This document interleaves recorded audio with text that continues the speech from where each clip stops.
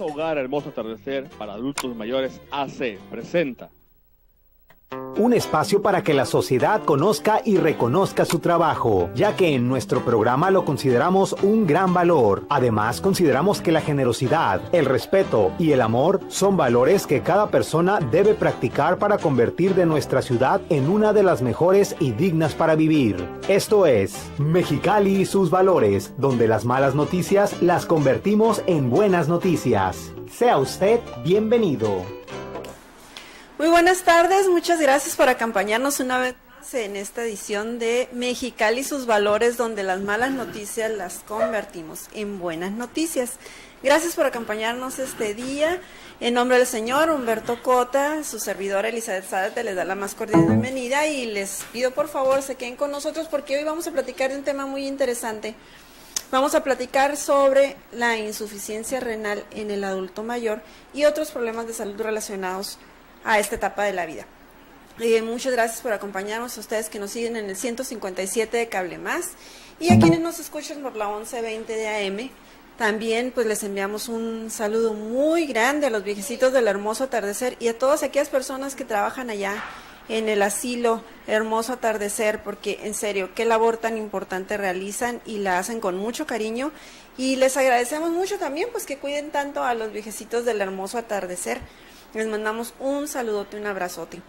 Oiga, y también déjeme recordarle que si tiene usted alguna duda, alguna pregunta sobre este tema de salud que vamos a tratar el día de hoy, pues se comunique con nosotros directamente aquí al estudio en el 5560555 y aquí le recibimos sus llamadas. Si no quiere llamarnos, bueno, pues déjenos su mensaje en Facebook, vía Facebook, y nos encuentra ahí como Mexicali y sus valores TV. Ahí nos puede dejar todos los datos, todo lo que usted quiera preguntarnos, comentarnos también.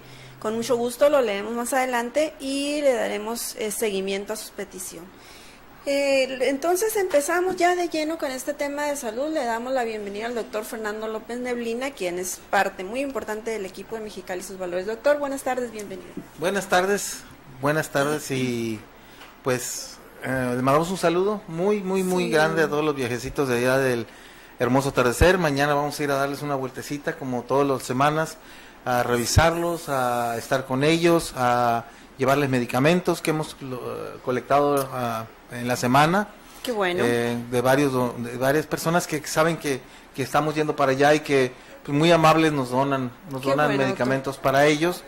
Y quieren quedar de manera anónima, no quieren hacer que les hagamos un reconocimiento. Muchos de los donadores quieren permanecer anónimos, pero son personas que yo quisiera poder decir el nombre de todos ellos, pero son personas realmente altruistas, sí, que realmente me están donando esto, medicamentos, me donan utensilios para los viejecitos, insumos de higiene, y todo es totalmente anónimo. Entonces, vaya, bueno, pues yo con mucho gusto, ¿no? Más agradecimiento todavía para ellos. Sí. Y pues entraremos en el tema de esta semana, que queremos hablar precisamente de las personas de la tercera edad y algunos problemas que pueden tener ellas y cómo son muy diferentes las manifestaciones que tienen estos pacientes con diferentes enfermedades. Una de las que queremos tocar, pues por el interés que ha despertado en los últimos años, es la diabetes mellitus. Sí. Esta enfermedad muy frecuentemente lleva a la lesión de los riñones. El paciente con insuficiencia renal, el paciente con diabetes que tiene el azúcar alta por mucho tiempo, este azúcar en niveles tan elevados puede llegar a lesionar los riñones. Sí. Entonces es un problema que nosotros conocemos como nefropatía diabética. Sí. Hemos dicho en otras ocasiones que la diabetes per se, la azúcar alta, no es la que te lesiona, no es la que te causa el problema, porque a todos se nos sube el azúcar en algún momento, sino que son las complicaciones asociadas al azúcar alta por mucho tiempo. Exacto.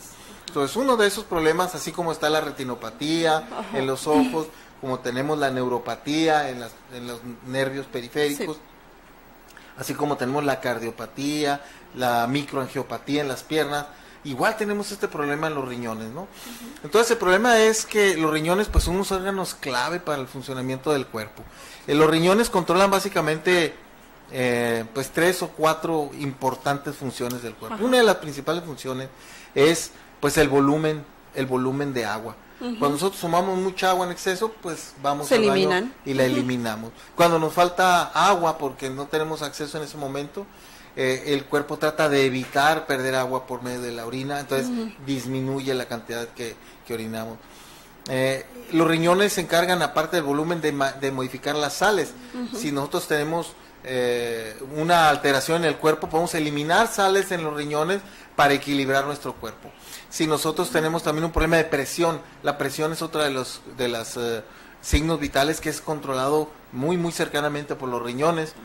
Y es curioso, pero mucha gente no sabe que los riñones son los responsables de que nosotros traigamos niveles adecuados de hemoglobina en sangre. Sí. Los riñones producen una hormona, el riñón se produce una hormona que va directamente a los huesos largos de la médula ósea, y esa hormona hace que en la médula ósea, o sea, en el tuétano de los huesos, se produzcan glóbulos rojos. Entonces, el riñón es el responsable de que tú tengas unos niveles adecuados de glóbulos rojos y de hemoglobina. En el momento en que el riñón empieza a fallar, deja de producir esta hormona, la hormona deja de estimular la médula ósea y la médula ósea deja de producir glóbulos rojos. Y entonces el paciente empieza a tener anemia. De hecho, muchos pacientes debutan con nosotros con anemia. Y eso es algo muy interesante porque en las personas de la tercera edad también se presenta el problema, esta sintomatología de que el paciente se presenta con anemia, pero a veces los viejecitos no tienen manifestaciones aunque la hemoglobina baje mucho. Una persona joven que le baje la hemoglobina, que normalmente debe andar alrededor de los 12, 14 miligramos por decilitro, si a esta persona le baja la hemoglobina de 12 a 10 o a 9, inmediatamente empieza a sentir y un problemas adulto mayor no presenta síntomas. Los viejecitos son diferentes. Un viejecito se puede bajar la hemoglobina mucho, no hay y ni siquiera prácticamente letargo no ni nada tiene, de eso. no, porque no se mueve mucho, Ajá. porque no hace mucho ejercicio por este tipo de situaciones. O si acaso si hay síntomas, se puede confundir con depresión, con sueñito, con cambios en el ritmo, en el tiempo para dormir, entonces en los hábitos de sueño. Todo eso se puede alterar y no son síntomas que sean muy específicos. Que digas tú, tiene este síntoma, tiene insuficiencia renal. No. Igual pasa, fíjate, con los pacientes de la tercera edad, algo muy interesante. Problemas agudos del abdomen tampoco se comportan igual. La apendicitis, por ejemplo. Santo Dios. O la colecistitis crónica litiásica, que son piedras en la vesícula. Sí. Las piedras en la vesícula y la apendicitis, puede inflamarse la vesícula, puede inflamarse el apéndice, y normalmente una persona joven como tú, una persona adulta ya casi viejita como yo, no, pues al tocarse presentaría mucho dolor abdominal, mucho dolor, fiebre muy alta y se elevan los glóbulos blancos. Los viejecitos a veces tienen una apendicitis, está infectado por dentro y el paciente no presenta dolor, no presenta fiebre. Y a veces inclusive los glóbulos blancos no se elevan tanto. Entonces, a veces es difícil el diagnóstico de estos pacientes porque no tienen la misma manifestación. Es el peligro con ellos. Igual corre el riesgo de que reviente. Igual corre el riesgo que se reviente la apéndice o la vesícula por dentro y el paciente no. Entonces, hay que ser muy acuciosos cuando vemos este tipo de pacientes. Cuando tenemos este tipo de pacientes, pues hay que revisarlos con mucho cuidado, ver cómo se iniciaron los síntomas, ver cuál ha sido la historia de este problema que está presentando en este momento. E igual que pasa con el apéndice, igual que pasa con la vesícula llena de piedras, igual estos pacientes también pueden presentar la insuficiencia del riñón que no está funcionando y no nos damos cuenta hasta que ya está muy avanzado, ¿no? Exacto. Entonces, como te decía, el riñón se encarga de la presión, entonces los viejecitos pueden tener presión alta y pues uno que puede pensar es, no, pues tiene la presión alta porque tiene las arterias endurecidas o porque trae problemas de corazón. No, puede ser por el centro. Entonces la presión arterial alta en un adulto mayor, ahora sí que vale la pregunta, ¿qué es primero, la presión arterial alta o el daño al riñón? ¿O al revés? ¿O esa es una muy buena pregunta, es una pregunta de las clásicas, como ¿qué apareció primero, ¿no? El huevo o la gallina. Porque sabemos que cuando nosotros tenemos alteraciones de la presión tan alta te va lesionando el riñón, y el riñón empieza a fallar y empieza a elevar la presión. Entonces, hay una presión alta que es la hipertensión esencial, hay personas que ya presentan presión alta, y la presión alta es la que te lesiona el riñón. En otros casos, el paciente empieza con daño renal, entonces deja de controlar la presión y se sube la presión. Entonces depende de cuál sea la enfermedad que esté presentando el paciente, pero no podemos saber exactamente ¿Qué fue primero? Primero, salvo que descubramos cuál es la razón precisa. Por ejemplo, un paciente que tiene lupus, un paciente que tiene anticuerpos y que él mismo destruye sus riñones, pues sí, primero la lesión del riñón y después es el daño de hipertensión. Un paciente que tiene alteraciones por alguna otra enfermedad autoinmune donde se lastima el riñón, primero no tenía presión alta, se lastima el riñón y luego presenta la presión alta. Pero hay pacientes que llegan con presión alta y al mismo tiempo con el daño renal y pues no podemos saber exactamente cuál fue el origen, pero el daño está ahí. Entonces, además de controlar la presión, además de controlar el agua y las sales del cuerpo, el pH del cuerpo también lo controlan los riñones. Los riñones, cuando tú tienes un pH muy ácido, que se baja tu pH, el riñón puede eliminar ciertas sales en la orina que equilibran el pH, o al revés. Traducido en términos llanos, el pH es... El pH es la acidez de la sangre. Entonces, una persona que tiene muy ácida o muy alcalina la sangre se mueve en un nivel de acidez muy estrecho. No hay muchos cambios. Nosotros la acidez de la sangre la medimos en esa unidad que se llaman pH, que es el potencial de hidrogeniones. Entonces, cuando el valor neutro es 7, la sangre es un poquito alcalina. O sea que la sangre está de 7.35 a 7.45. Es un margen muy pequeñito, de ahí no se mueve la sangre.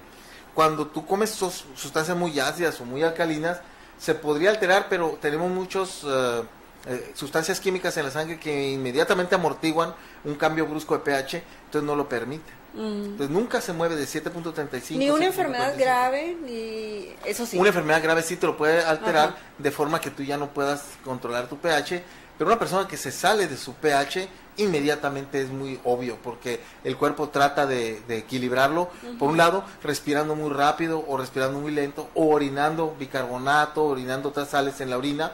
Entonces inmediatamente el paciente se pone muy mal. Un paciente que tiene alterado el pH generalmente está en terapia intensiva. Entonces a ese grado es el cambio de pH que se necesita, ¿no?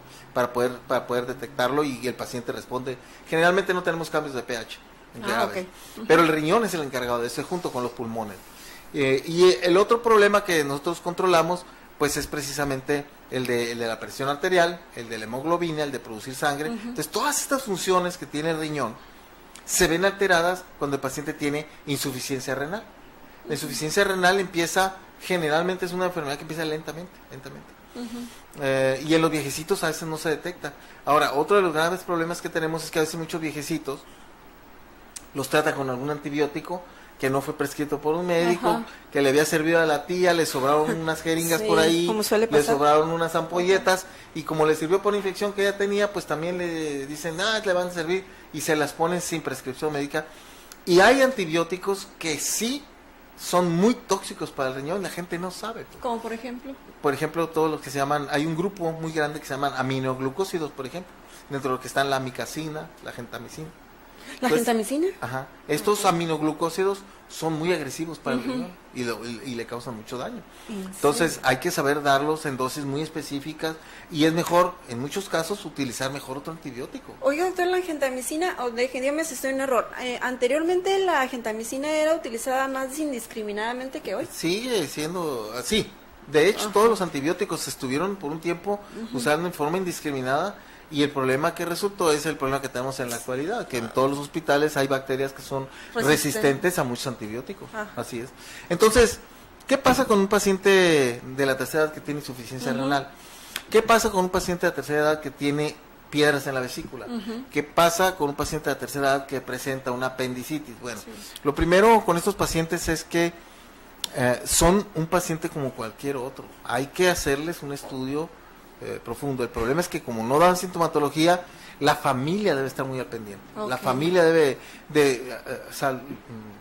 ver cómo está el viejecito, ponerle atención. Si se llega a algún dolor, a ver qué es. Inmediatamente, porque a veces no son las manifestaciones. Muy bien.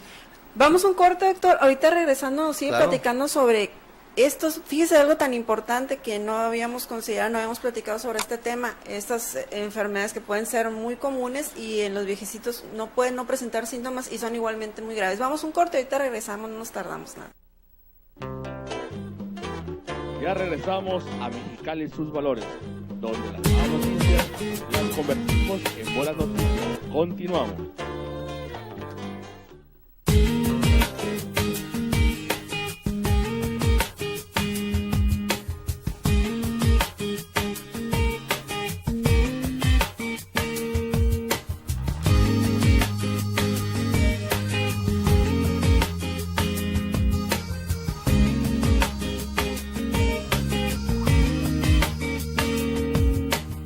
quiero perder las cosas que me quedan por hacer, las cosas que me quedan por vivir en ti.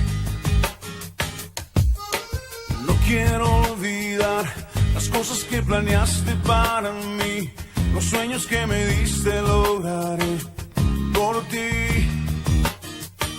No tienes que buscar a nadie más, yo quiero ir. Aquí está mi tiempo, aquí están mis horas, aquí estoy yo.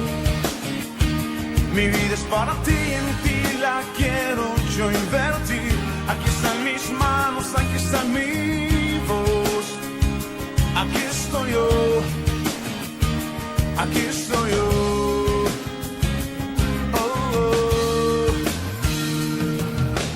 Listo quiero estar, los dones que me diste voy a usar, los años que me has dado viviré por ti. Voy a conquistar la tierra que me diste y sin dudar haré lo que me pidas, viviré por ti. No tienes que buscar a nadie más, yo quiero ir. Aquí está mi tiempo, aquí están mis horas, aquí estoy yo. Continuamos en Mexicali y sus valores, donde las malas noticias las convertimos en buenas noticias. Gracias por continuar con nosotros aquí en Mexicali y sus valores. Ahorita acabamos de ver un bloque de empresas socialmente responsables que en serio se han puesto la camiseta, pero muy bien puesta, para que los viejecitos del hermoso atardecer tengan todo lo necesario para vivir muy, muy bien, para alimentarse bien, para estar tranquilitos. Pero ¿sabe usted una cosa? Siempre ocupamos de esa ayuda y otro poquito más. Imagínese usted, son cerca de 25 viejecitos en una casa que tienen absolutamente todas las necesidades del viejecito que tiene usted en su casa, de su abuelo, de su papá. Son 25, entonces imagínese, constantemente estamos necesitando medicamentos, insumos para atenderlos, material de curación, artículos de limpieza personal, artículos de limpieza en general, en fin, todo lo que se necesita en una casa lo necesitamos 25 veces más. Entonces, si usted quisiera ayudarnos, si usted tiene la posibilidad de ayudar al hermoso atardecer, por favor, se lo vamos a agradecer mucho. Inclusive, si quiere traerlo aquí a las instalaciones de MBS Radio, ubicadas aquí en Mexicali, o en su defecto llevarlas al ejido Veracruz 1, donde están las instalaciones del hermoso atardecer, pues se lo vamos a agradecer muchísimo. Si quiere usted hacer algún donativo, por favor, comuníquese también con nosotros, déjenos sus datos ahí en Facebook si usted gusta. Nosotros nos ponemos en contacto con usted para ir a recoger ese donativo. En serio que se lo vamos a agradecer muchísimo. Bien, continuando con el tema de salud, doctor, entonces regresamos con usted. Nos quedamos con la sintomatología tan dispersa, tan poco concreta de algunos padecimientos en las personas de la tercera edad. Sí, de por sí ya hay muchos patologías, muchos problemas que tienen síntomas que no son específicos. Uh-huh. Por ejemplo, el dolor de cabeza. Puede ser muchas de cosas, la cabeza. ¿no? Uh-huh. Simplemente a la señora, ¿no? Entonces, el dolor de cabeza, sí, que siempre está el dolor de cabeza en la mujer, no sé por qué es tanta frecuencia el dolor de cabeza en la mujer. Pero, por ejemplo, el simple síntoma es el dolor de cabeza. Uh-huh. El famoso dolor de cabeza puede ser una sintomatología tan grande de tantas enfermedades, ¿sí? Que sea un abanico. Uh-huh. No todos los dolores de cabeza los vas a estudiar porque pues, no piensas tú que puede ser una enfermedad, pero un dolor de cabeza puede ser un aneurisma, así es, que se te reventó un vaso en el cerebro, exactamente, una presión muy alta que está a punto de causarte una ruptura de aneurisma, puede ser nada más una presión alta, puede ser una infección, uh-huh, y puede ser nada más una migraña, puede una ser deshidratación, tensional, puede ser tensional porque tuviste un problemas pleito en la vista ahí, puede ser por problemas en la vista. Ajá. Entonces, como es tan variado, nunca vas a pensar que hasta postural, doctor. Hasta sí, postural, uh-huh, hasta postural. Entonces, a veces los síntomas, pero ya con tantos años, tanta experiencia, ves un síntoma, lo asocias con otro síntoma, lo asocias con los signos vitales, lo asocias con algunos datos de laboratorio, y entonces ya redondeamos un cuadro que podemos nosotros encajar en el problema de la insuficiencia renal. Ahora, ¿cómo se trata? En el caso de lo que estamos hablando ahorita, prácticamente estamos hablando de 3 patologías, ¿no? Las piedras en la vesícula, que son frecuentes en los viejecitos. La apendicitis, que a veces, bueno, los viejecitos tienen un problema muy grave. Aparte del apéndice, que frecuentemente les puede fallar, se puede tapar y les causa la inflamación, tienen a veces unos, haz de cuenta como si fueran, lo voy a describir, chipotes. Chipotes en el intestino grueso. Aparte del apéndice, esos chipotitos que tiene alrededor del intestino, que se pueden tapar también. Y estos nos pueden causar también un problema muy similar a lo que sería una apendicitis, porque se tapan y se inflaman. Vale. Entonces, los viejecitos tienen toda esta gama de problemas y a veces dicen, bueno, ¿y cómo vamos a tratar este problema?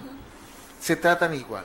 Aquí lo importante es hacer el diagnóstico temprano, porque hay que ponerle atención a un viejecito cuando dice que tiene un dolor, cuando dice que tiene una molestia, hay que ponerle atención, pero a veces como estamos acostumbrados a oírlo, o que se queja, o que dice, el día que tiene realmente algo, no le hacen caso muchas veces. Pues qué maravilla, y ese es el problema. El problema es cuando no dicen nada. El problema es ese, cuando no dicen nada. O cuando tenemos viejecitos, por ejemplo, como en el caso de algunos, pues me ha tocado desafortunadamente algunos pacientes, en el que tuvo un accidente vascular cerebral, y no puede hablar, no se puede, entonces trae dolor, algo le duele, y le toca, si no sabes específicamente dónde, de aquí a que le hagan el doctor, que le hacen exámenes, ya el paciente se reventó el apéndice, se reventó la vesícula. Entonces hay que tener cuidado con estos pacientes, hay que vigilarlos muy de cerca y ponerles atención cuando se quejan.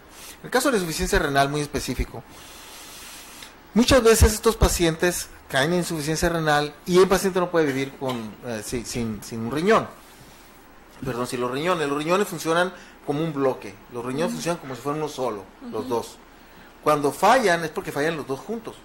No puede fallar un riñón solo y el otro no. Bueno, si falla un riñón solo y el otro no, nadie se da cuenta, porque el otro riñón toma la función completa de la función renal. De hecho, tú podrías no tener un riñón y nunca te vas a dar cuenta hasta que fallezcas, o a lo mejor te mueres y nunca se da nadie cuenta de que no más te das un riñón, porque con un riñón perfectamente se puede vivir y tener todas las funciones normales. Por eso es que existen las donaciones de órganos, porque nosotros podemos tomar un riñón de una persona, ponérselo a otra, y esta puede funcionar perfectamente bien con un riñón, y la que recibe el órgano puede vivir perfectamente bien con un riñón. Entonces, cuando hay problemas renales es porque fallan los dos, y entonces no están funcionando.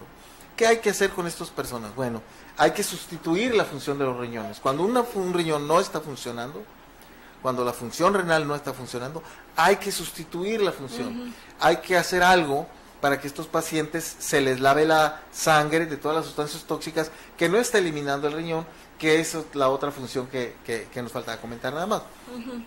Aparte de controlar la presión, producir sangre, mantener el pH, todo lo que hemos dicho, el riñón pues es eliminar las sustancias tóxicas que nosotros tenemos cuando destruimos las proteínas, que las integramos a nuestra masa muscular y que lo integramos a nuestras funciones. Tenemos material de desecho de las proteínas, que son sustancias nitrogenadas. Todas esas se eliminan por el riñón. Entonces, estas sustancias nitrogenadas que se eliminan por el riñón es lo que nosotros le llamamos la creatinina. Y cuando no la eliminamos es lo que se va subiendo a la sangre. Y esa es la sustancia tóxica que finalmente puede matar a los pacientes. Y no podemos vivir nosotros sin riñones que no estén eliminando esta creatinina. Entonces, la creatinina la tenemos que sacar de alguna forma. Y nada más hay dos formas de sacar la creatinina. O sea, sustituir la función del riñón.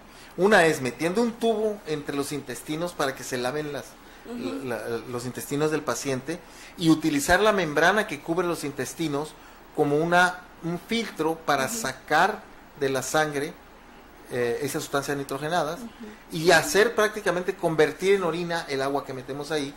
Entonces estos pacientes viven metiéndose agua, 3-4 horas después se sacan esa agua y ya se convirtió en orina, se vuelven a meter 3-4 litros, andan con 3-4 litros, se los vuelven a tirar y así viven todo el día recambiándose esa agua. Esa es una forma de vivir que se llama diálisis peritoneal, y es una forma de sustituir la función de los riñones. La otra forma es poniéndole al paciente un catéter, un tubo que vaya hasta el corazón, o haciendo una cirugía especial para que las venas puedan ser utilizadas y conectar al paciente al riñón artificial.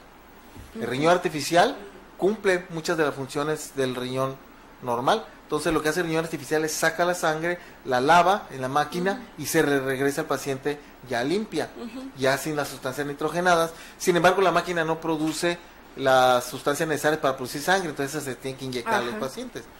Entonces estas son las dos formas en que puede vivir un paciente que no tiene riñón, o en diálisis peritoneal o en el riñón artificial. Lo que pasa es que el riñón artificial es difícil vivir en él porque tiene que ir el paciente lunes, miércoles y viernes, 3-4 horas, o también puede ser martes, jueves y sábado. Es una agenda que se les pone a los pacientes. Entonces, el lunes, pues si va, podemos suponer que va a las 12, de 12 a 3 o 4 de la tarde, y ese día ya lo perdió. ¿Sí? El siguiente día medio vive, y al siguiente día otra vez tiene que conectarse a la máquina. Entonces es difícil estar, es una vida que es, pues no es la misma calidad de vida de una persona que no tiene que estar conectado 3 días a la semana a una máquina que le limpia la sangre, pero es una forma de mantener vivo un paciente, ¿no? Y es una buena forma. De hecho, la sobrevida, si yo le hago a un paciente una hemodiálisis, se llama esta la máquina, si lo pongo en el riñón artificial o le hago un trasplante, casi van a vivir igual. La diferencia es que este paciente va a tener que estar conectado en la máquina lunes, miércoles y viernes, se tiene que estar haciendo exámenes frecuentemente, tiene que estar inyectando la y para una persona la tercera... Y la otra sería el trasplante. Ahora, ¿se pueden trasplantar las personas de la tercera edad? Otra pregunta, ¿no? Entonces, la forma de sustituir la función cuando no están funcionando los riñones, que tienen insuficiencia renal, es con diálisis peritoneal, con hemodiálisis o haciéndoles un trasplante. Ahora, ¿hasta qué edad se pueden trasplantar los pacientes? Es una pregunta que frecuentemente me hacen los pacientes. Fíjese que sí, resulta que en un curso a mí que di de cuidado paliativo, me pregunta, y de hecho lo comenta una asistente casi de manera de burla. Dice, fíjese, yo creo que ahí debería estar más regulado esto. Un paciente casi de 80 años está pendiente, está en lista de espera para trasplante de riñón. Yo creo que mejor le debería dejar su lugar a otro.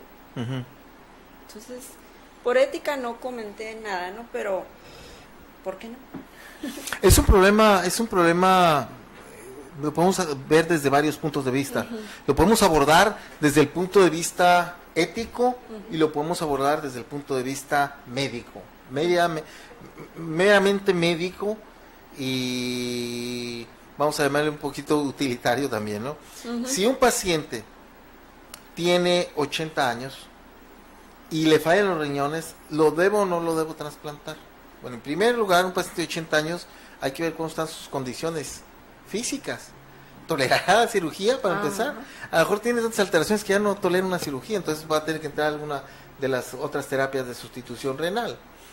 Pero pues nos ha tocado ver pacientes de 60 años, 70 años, 70 y tantos años, pero pacientes de 77 años que están en muy buenas condiciones, porque han hecho ejercicio, porque han llevado una vida sana, porque su estilo de vida ha sido deportiva y comen sanamente. Son personas que están muy bien conservadas. Entonces, ¿por qué no hacerle un trasplante? Yo creo que una de las cosas que nosotros analizamos mucho es, bueno, si yo no le hago el trasplante y lo meto en una de estas otras terapias de sustitución renal, ¿cuántos años va a vivir? ¿Cuál es la expectativa ahí? No, pues ahí puede vivir unos 6, 8 años. ¿Qué pasa si le pongo un riñón? Pues va a vivir también unos 6, 8 años. ¿Vale la pena hacerle a un paciente una cirugía si va a vivir más 6, 8 años? Problema ético. Yo creo que más que ver si se vale o no se vale, nosotros lo que tenemos que ver es la condición del paciente. Si un paciente se encuentra en buenas condiciones, si un paciente, más que la edad cronológica, hay que analizar la edad fisiológica. Si le tomo sus exámenes de sangre, está todo bien. No va a estar todo bien porque tiene insuficiencia renal, pero tiene su elevación de creatinina, pero está la hemoglobina más o menos bien, se ha mantenido estable, no tiene problemas graves de otros órganos, el hígado se encuentra en buenas condiciones, tiene buena circulación, está bien nutrido, está empezando con insuficiencia renal, tiene 75 años, pero vemos que es una persona activa. ¿Por qué le voy a negar a hacer un trasplante si la expectativa en ese paciente con esas condiciones es de largo plazo? Y sabemos que ese paciente a lo mejor sí dura los 10 años con ese riñón. ¿Por qué no hacérselo? Entonces ese sería el aspecto ético. Desde el punto de vista de otro tipo, legal, Tú puedes decir, no, pues les vamos a quitar la oportunidad a otro paciente. Eso no. No, O sea, pero... se pone, el paciente debe de tener, se pone una lista y ahí es lo que se va viendo. Sí, Ahora, claro. lo mismo pasa con los donadores. Ujú. Yo soy donador de órganos, puedo donar mi riñón. ¿Sabe qué? Se enfermó mi hijo, se enfermó mi sobrino, se enfermó un amigo y quiero donarle mi riñón. ¿Cuántos años tiene? En muchos lugares, si el paciente tiene más de 50, 60 años, ya no se aceptan esos riñones para trasplantar. ¿Por qué no? Hemos hecho estudios y yo he trasplantado pacientes de la tercera edad. Fíjate, un paciente, nomás como ejemplo, esta es una anécdota muy interesante. Tuve una paciente que tenía 70 años y quería donarle su riñón a su nieto. Su nieto era un cuate de 20 años, joven, 20 años. Y le quería ya donar a él. Y la señora, tú la veías y era una viejecita. Pelo blanco, algo de la viejecita del chocolate abuelita, ¿no? Sara García. Pelo blanco, así, no, pues ¿cómo la vamos a operar? Yo cuando vi ese caso fue muy interesante porque yo todavía estaba en Estados Unidos con mi maestro, con el que yo aprendí a hacer trasplantes, y él me dijo, no, yo no voy a operar a la viejita, se me va a quedar en la plancha. Pídele un examen y elimínala. Muy fácil, algo le va a salir mal. O le mandamos pedir exámenes a la viejita y regresa a la semana con todos sus exámenes normales. Y venía con bastón la viejita. Dice, no, pues con un bastón, pues normal. Entonces le dije, maestro, mire, está normal todo. Me dice, no, hazle otro examen, hazle una prueba cardíaca para ver que todo esté bien. Hicieron su prueba cardíaca, presión, todo bien en la viejita. Le dije a mi maestro, mire, todo está bien. Me dice, no la voy a operar, no voy a operar a la viejita esa. Búscale algo malo de tener, búscaselo. Entonces me dijo, es más, ¿sabes qué? Hazle una prueba de esfuerzo. La prueba de esfuerzo es una prueba donde te ponen una banda y te ponen a correr. Sí. Y dije, no, pues no voy a poder ni correr la viejita, ¿no? Pues anda con bastón. Hazle la prueba de esfuerzo. Y hácela en la banda, no se la hagas química, porque cuando la gente tiene un problema de piernas o algo que no puede caminar, se puede hacer la prueba de esfuerzo inyectándole un químico que le acelere el corazón para ver cómo responde. Okay. Es lo que queremos, ¿no? Sí. Entonces, me dijo, pero no se la hagas así, que corra. Citamos a la viejita y sí fue. Llegó, me acuerdo que llegó con su bastón. Dije yo, no va a poder. Llegó con su bastón en pants y tenis, ¿no? Llegó con su bastón, colgó el bastón y se subió a la caminadora. Y entonces, ¿segura que la quiere? Sí, le conectamos todos los electrodos y empezó la banda y empezó la señora a caminar. Le empezamos a dar más rápido y empezó a caminar más rápido. La empezamos a correr y la viejita corriendo. Y dije, no es posible. Incluso el cuate que estaba haciendo la prueba conmigo decía, puede ser. Le digo, ¿sabes qué? Ponle más inclinación. Ponle inclinación. Le pusimos la inclinación y la viejita corriendo como si nada. Para la prueba. Le digo, a ver, ¿y ustedes infartados? No, yo estaba infartado. Le digo, oye, señora, ¿por qué usa el bastón? Sí corre muy bien. Le dice, a ver, doctor, usted nunca me preguntó. Yo corro 10 kilómetros todos los días. Me torcí el pie, por eso traigo el bastón. Pero yo corro todos los días 10 kilómetros. No pudimos eliminarla. Finalmente la viejita dio el riñón, se lo pusimos a su nieto volvió a la vida prácticamente. Y los dos quedaban muy bien. Entonces, no es la edad cronológica lo que va a dictar si hacemos o no un trasplante. Es la edad fisiológica. Cómo está el paciente, cómo están sus venas, cómo están sus arterias, cómo está su hígado, su coagulación. Todos los factores que pueden estar alterados en una cirugía y que nos pueden traer complicaciones, los analizamos. Y eso es lo que va a decirnos si podemos o no hacer el trasplante, no la edad del paciente. No la edad del paciente, sí, definitivamente. Pero fíjese qué bueno que tocamos este tema porque, pues desgraciadamente hay gente que piensa así, ¿no? Esta cultura de vanagloriar todo lo joven, lo nuevo, etcétera, etcétera, e ir desechando, entre comillas, aunque realmente eso es, a las personas de la tercera edad, pues mire al grado de que alguien puede llegar a pensar que por el hecho de tener cierta edad cronológica no tienes derecho a luchar por tu vida, al derecho a la salud. Entonces, esta es la parte que a mí en lo particular me toca, pues, porque en estos cursos, en estas capacitaciones que he dado, el más reciente fue de tanatología, doctor, y siempre surgen estas preguntas. Y pues parte de esto que me toca hacer a mí es concientizar a la gente pues del valor que tiene el ser humano independientemente de la edad que tenga y de toda la ayuda que necesita cuando ya se llega a la tercera edad. Pues entonces parte de la labor que realizamos aquí, precisamente también en Mexicali y sus valores, es decirle a usted, televidente, a usted que nos escucha, también decirle que las personas valen por ser ellas mismas, independientemente de color, raza, credo, afiliación política, orientación sexual, etcétera. Lo que sea, lo que vale es el ser humano. Y más aún una persona de la tercera edad, pues que ya ha vivido tanto, que ha sufrido, que ha dado tanto a la sociedad también, ha trabajado, ha hecho muchas cosas, ha tenido sus hijos, en fin, ha formado una familia. Pues es realmente inhumano dejarlos solos, dejarlos a su suerte o no apoyarlos en cuestiones de salud. Ahorita nos acaba de decir el médico, pues, qué tan difícil es diagnosticar algo que en una persona joven puede ser algo realmente sencillo de superar, pero en una persona de la tercera edad es muy complicado y puede costarle la vida. Eso sí, doctor. Entonces, pues reiteramos esto, la importancia de estar pendiente de las personas de la tercera edad. Yo comentaba también esto, de que a veces hay personas de la tercera edad que no dicen cuando se sienten mal, ya sea por no preocupar, generalmente es eso, por no preocupar, para no molestar. Esa palabra la escucho muy seguido, para no molestar a los hijos, para no preocupar. Entonces, el cuidador principal, el que funja como cuidador principal, pues debe estar muy pendiente de la expresión, del comportamiento del paciente, porque a veces al no expresar lo que siente, pues entonces notas tú en su mirada, en su lenguaje corporal, que algo está pasando y hay que estar muy pendiente de eso. ¿No es así, doctor? Así es, así es. Por eso decía que cuando un paciente, hay que conocerlo, hay que ponerle atención a los viejecitos. Si tenemos un viejecito en casa, hay que ponerle atención, hay que vigilarlo, hay que ver cómo se siente, cómo está.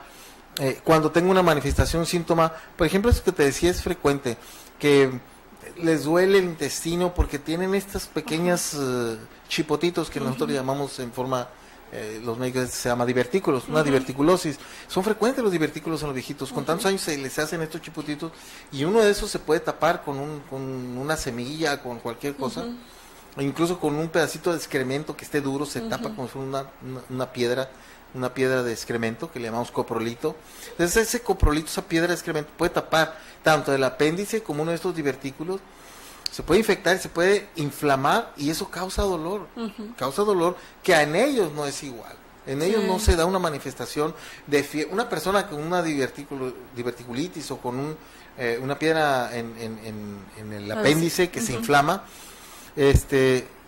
decimos, una persona con apendicitis no debe ver la luz del día 2 veces.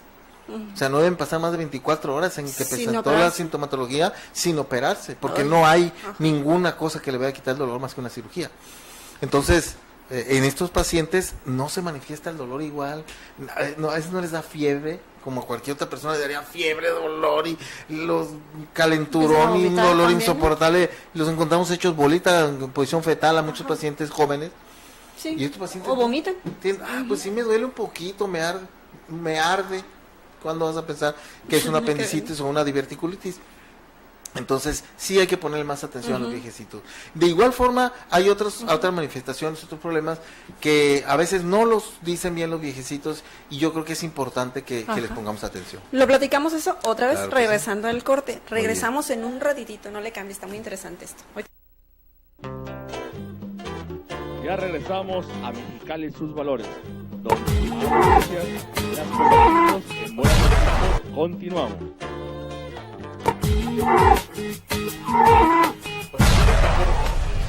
Nazareno el Torito. En Nazareno el Torito. Aquí estamos en Nazareno el Torito, donde obviamente los tacos riquísimos. Y le vamos a preguntar a un colaborador el por qué la calidad y el sabor que le dan a los tacos tan ricos. Primeramente, ¿tu nombre? Gerardo, ¿qué es lo que le echan a los tacos aquí en Asadero el Torito para que salgan tan ricos? pues bueno, lo que utilizamos es la calidad para que la gente se lleve una buena sonrisa, una pancita muy llenita y que pues... Ángulo Falcón, el guacamole.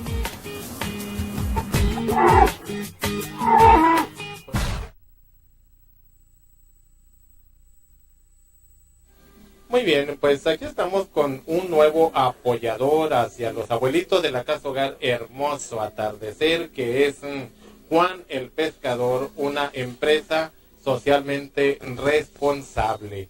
Y pues obviamente Juan el Pescador, usted lo puede hallar por Boulevard Castellón 1798, Colonia Hidalgo, en Mexicali, Baja California. Y aquí estamos con una persona, un colaborador, pues que él tiene mucho conocimiento en cuanto a la calidad y los precios y la variedad del producto de mariscos, pues que ellos manejan. Primeramente, ¿tu nombre? Julio César González Tobar. Julio César, ¿qué es lo que tienes de calidad, variedad? Estamos viendo que tienes mucha variedad de mariscos. Sí, hay mucha variedad, ya, pues tenemos de calidad, pues casi pues es todo. Tenemos calamar cocido, tenemos pulpo cocido, tenemos callo de globina, picado de mojarra, cochito, caracol, caiba, que está muy buena, está fresquecita, el calamar, pescado empanizado. ¿Los precios? Los precios del cochito le vale 75 pesos. Lo tenemos en especial, tenemos la mojarra que le vale 90. Garantizado el producto. Garantizado, el pez molida le vale también igual a 80. Curvina entera le vale a 70 pesos el kilo. ¿Usted lo recomendaría así a nuestro público? Se lo recomiendo. Aquí en la pesquería Juan el Pescador está todo fresco. ¿Qué les puede decir a nuestro público? No, pues que se arrimen, que se venga aquí se lleva todo el producto con confianza. Continuamos en Mexicali y sus valores, donde las malas noticias las convertimos en buenas noticias. Gracias por continuar con nosotros, qué bueno que está aquí todavía. Vamos a seguir platicando sobre este tema tan interesante, insisto, la salud integral del adulto mayor. Estamos viendo este tema. Doctor, entonces, nos quedamos en... Pues sí, que al paciente adulto mayor no es la sintomatología pues la misma de una persona joven. Y no por eso vamos a descuidarlo, ¿no? Así es. Lo interesante del adulto mayor es que todos vamos a llegar ahí. Ojalá. Todos, ojalá, ¿no? Ojalá. Nadie tiene garantizado llegar a los 70, 80 años. Pero lo que sí es que todos tenemos la esperanza de en algún momento llegar a esa edad. Aquí el problema es que la misma sociedad vivimos en una cultura de que cuando algo es viejo, pues ya no sirve, lo desechamos, ¿no?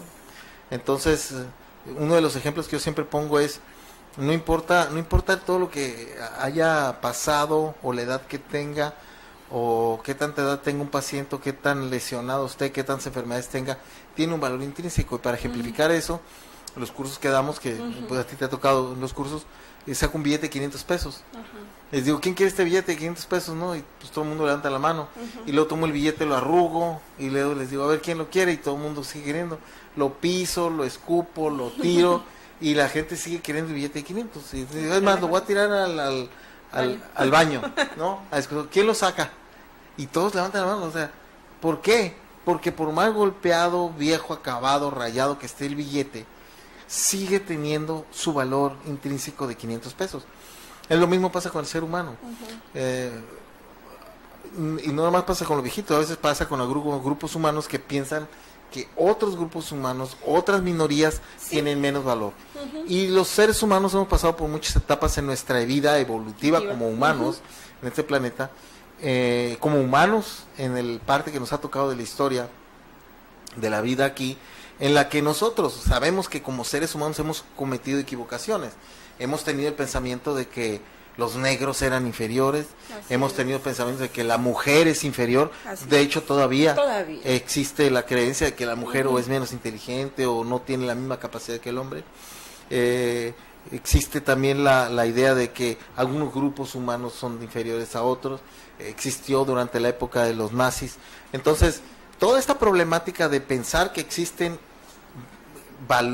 gente que vale más que otra, esa es la problemática que tenemos que nosotros evaluar y enfrentar, esta cultura en la que estamos, en la que sí le da más valor a unas cosas que a otras.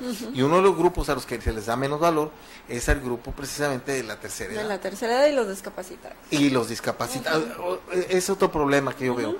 Hay gente discapacitada que por el hecho de tener alguna capacidad diferente, se llama ahora, ¿no? Se les considera como que no tienen el mismo valor. Así es. Y yo quisiera que vieras un programa que están pasando por ahí en un canal muy famoso de televisión, en donde está el protagonista, el que está hablando y el que está diciendo dirigiendo el programa, es Stephen Hawking. ¡Ay, qué maravilla! Digo, para más discapacidad que no poderse ni mover. Sí. Y él es el que está haciendo esa serie muy, muy interesante. Y es una persona que, pues, tú podrías decir que es una de las discapacidades más discapacitantes que puede haber. En cuanto a lo motriz. En cuanto a lo motriz. Pero el cerebro de este hombre, pues, va a 100 por hora, ¿no? Los ejemplos y todas las cosas que hace durante el programa, dices tú, qué manera tan explícita de estar demostrando cómo ha sido la vida, cómo ha crecido el ser humano en este planeta, y entonces ahí te das cuenta del valor que puede tener un ser humano, nomás por el hecho de ser un ser humano, ¿no? Así es, es cuestión de oportunidades, ¿no? También. Así es. Ahora, otra vez, mucha gente piensa que los viejecitos, ay, sí, él está bien así como está, no tiene ningún problema, también tienen problemas profundos de depresiones, claro, de ansiedades. Muchos viejecitos están pensando que se van a enfermar, que se van a caer y se van a quebrar, que se van a morir pronto, que le va a dar un infarto. Yo conozco familias que la viejecita está en un estrés constante porque dice, si me muero, ¿quién se va a dar cuenta? Porque los hijos no están cerca, ¿no? Exacto. Entonces, creo que también es un aspecto muy importante el ver no nada más los problemas médicos o médico-quirúrgicos, sino que en este caso yo creo que es importante que a los pacientes de la tercera edad se les ponga más atención desde el punto de vista psicológico. Así es. Porque a veces se acostumbra a que esté ahí en la esquina, en el sillón, y cada vez se le pone menos atención. Y yo creo que sí hay que hacerlos que piensen. A veces está el viejecito o la viejecita, el abuelito ahí en la casa, y ya no le hablan, ya no le preguntan. Entonces sí es importante que se le hable, que se le pregunte, que se le cuestione, que se le haga recordar. Todo ese tipo de cosas son muy importantes para ellos. Y a veces la gente se cansa de que cuando le preguntan algo, el viejito quiere empezar a hablar de un tema. Ya va a volver a repetir la misma historia. Hay que escucharlo. ¿Cuántas veces ese viejecito no te cambió los pañales? ¿Cuántas veces ese viejecito no te puso atención cuando eras niño? Entonces, pues vamos a rezarles un poco, ¿no?, de lo que nos han dado y ponerles atención. Va a contar la misma historia otra vez, no importa. Dejarlo que hable, que escucharlo, que se manifieste, que nos cuente la historia, que ya sabemos cómo va a terminar. No importa, hay que dejarlo que hable y que nos manifieste. Sabe que también, doctor, es muy importante, y eso los aliviana mucho, hablar de sus temores, pero para ese tema, para que hablen concretamente lo que a ellos les da miedo, es un abordaje mucho más delicado todavía que los demás en el aspecto psicológico, porque precisamente recordar es volver a vivir. Entonces, si hablan de sus temores, es volver a sentir ese miedo. Lo más reciente que he podido trabajar ahorita es de una persona de la tercera edad que me dice, un varón, que dice que él nunca ha visto a sus familiares que han fallecido.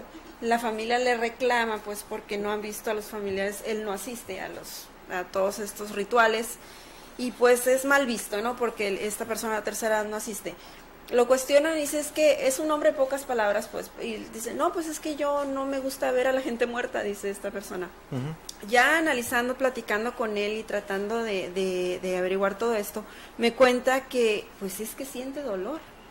Dice él, ya después de platicar mucho rato, de tener cierto abordaje como entrevista terapéutica, me dice que él siente mucha tristeza.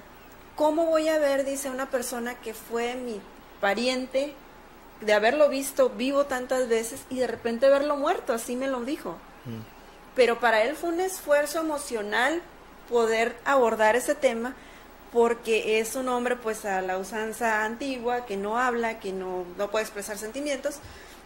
Entonces, de repente abrirse de tal manera de decir que que él siente mucho dolor de ver a un familiar fallecido, pues ya fue un gran avance, porque ya pudimos empezar a trabajar en ese sentido, ¿no? Claro. Pero todo eso también es muy importante, que hablen de los temores. Y para uno puede ser muy tonto, es que tengo miedo de caerme, que te digan. Sí. Entonces, ¿cómo te vas a caer? Bueno, es que el mismo temor también puede efectivamente provocar que se caiga. No, y lo peor es que es real. Es real. Exactamente. Uno de los principales problemas por los cuales fallecen muchos de los pacientes es porque tuvieron que quedarse encamados muchos días, y eso les causó una mala circulación, se les formó un coágulo, se les suelta el coágulo, se les va y se les impacta en el pulmón y se mueren de una trombosis pulmonar, una tromboembolia pulmonar, que es causada porque se cayó. Muchos viejitos en una caída tienen una fractura y ahí es el inicio de una debacle que lo va a llevar a la muerte. Entonces, sí es real. Los pacientes de la tercera edad no hacen el ejercicio que deberían. Sí. Ya lo dejan sentado y no, hay que forzarlos, a veces hay que forzarlos un poquito, que se muevan, que hagan ejercicio, porque al no hacer ejercicio va desapareciendo la masa muscular. Sí. Menos ejercicio, menos masa muscular, menos ejercicio, menos masa muscular. Menos equilibrio. Menos equilibrio y empiezan las caídas. Entonces, las caídas es una de las causas más frecuentes de que el paciente llega a urgencias. Son muy frecuentes las fracturas de cadera y muy frecuentemente van a terminar estos pacientes en una cama de hospital. Y si no se le da el tratamiento adecuado, si no se están anticoagulando de forma adecuada para evitar que se formen estos coágulos, el coágulo en el paciente que está hospitalizado es una de las principales causas de muerte de un paciente de la tercera edad que está hospitalizado. Porque al no caminar se le forman coagulitos en las piernas que van y se impactan y les causan problema muy grave que se llama la tromboembolia pulmonar. Entonces estos pacientes hay que prevenirlos.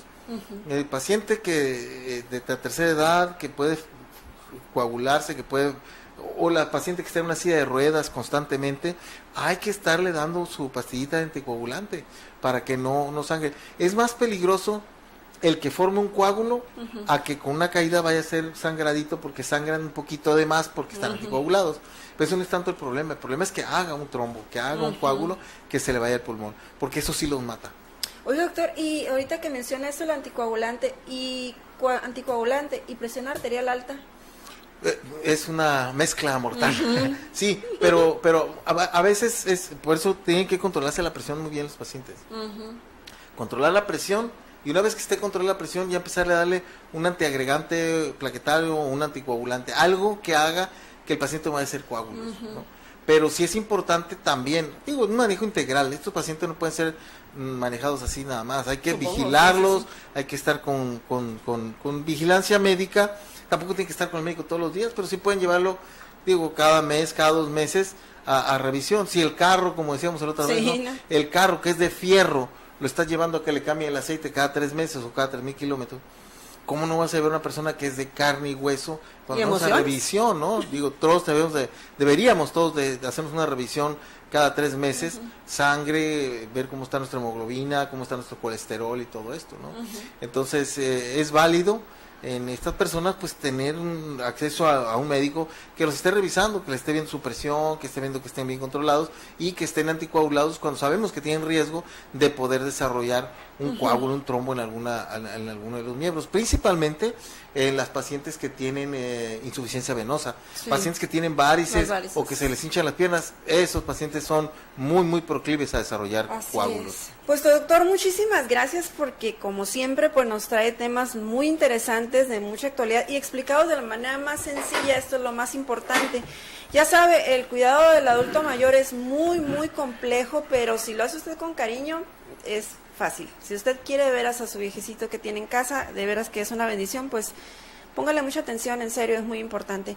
Muchísimas gracias por habernos acompañado el día de hoy. En nombre del señor Humberto Cota, el doctor López Neblina y su servidora, la licenciada Elizabeth Zárate, les agradecemos mucho que nos haya acompañado. Nos vemos el próximo jueves aquí en Mexicali y sus valores, donde las malas noticias, ya sabe que sí, las convertimos en buenas noticias. Cuídese mucho, nos vemos el próximo jueves. Casa Hogar Hermoso Atardecer para adultos mayores AC presentó un espacio para